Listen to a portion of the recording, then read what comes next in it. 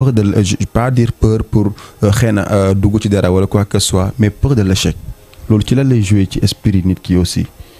La peur d'échouer. De l'échec, la peur d'échouer. Oui.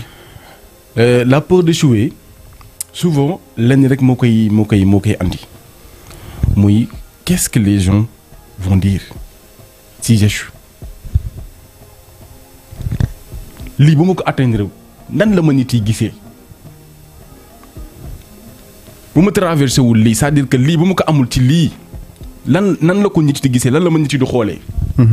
Peur d'échouer loolu rek moo ko waral la peur du regard des autres la peur de l'avis des autres c'est-à-dire que aujourd'hui ngay dugg ci benn affaire di xalaat nan la ko nit yi gisee nan la ko nit yi xoolee tant que yaa ngi ci pensée yooyu avancer du la yomb.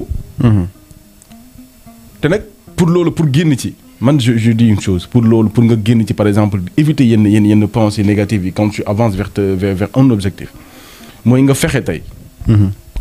ba trouver benn raison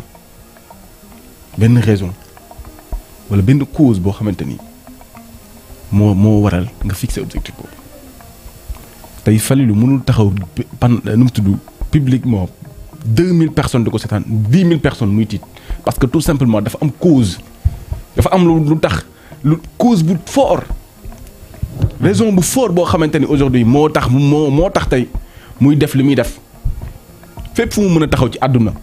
bu ma xalaatee sama waajur bu jigéen mindeef ci kaw suuf mënuma xofloo wala nga may tiitloo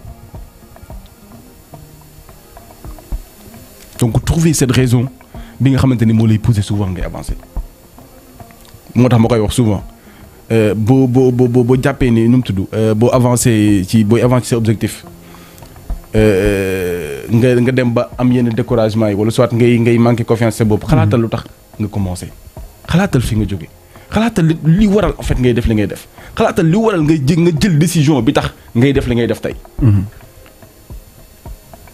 moom mooy li ma la wax sànq man bu ma toogee xalaat sama waajur bu jigéen amul obstacle ci kaw suuf bu ma mënul am c'est-à-dire je deviens inarrêtable donc nit da ngay am source de motivation am cause bu tax ngay def li ngay def loolu cause boobu boo ko trouvé rek nga koy rappeler sa bopp souvent. dina la aider ci regard des autres wala la peur et cetera. l'angoisse entre autres. te nga gëm ni nag saa waay gis nga nit yi ay nit kese lañ nit yi en réalité nit du dara quoi.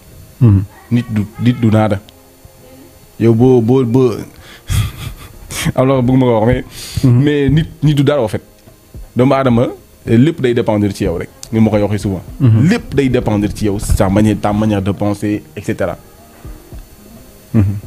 donc la peur de l'échec nit moom am na cause yoo xamante ni bu lay animé. doo sonn ci dara te doo foo mënti taxaw ci àdduna doo tiit doo ragal doo yoxi parce que en fait li tax ngay def moo ëpp doole yow di nekk sa kanam. li tax ngay def bu ëppee doole li nekk ci sa kanam. dara du la tee. tey aujourd'hui mënoo gis benn Badara boo xamante ni mu ngi tudd papaam mi ngi nekk fële tëdd feebar. amul lu mu ko fajee. nga bëgg ko mënoo yóbbu fitam. waaw. am na fooy tool dootoo tiit.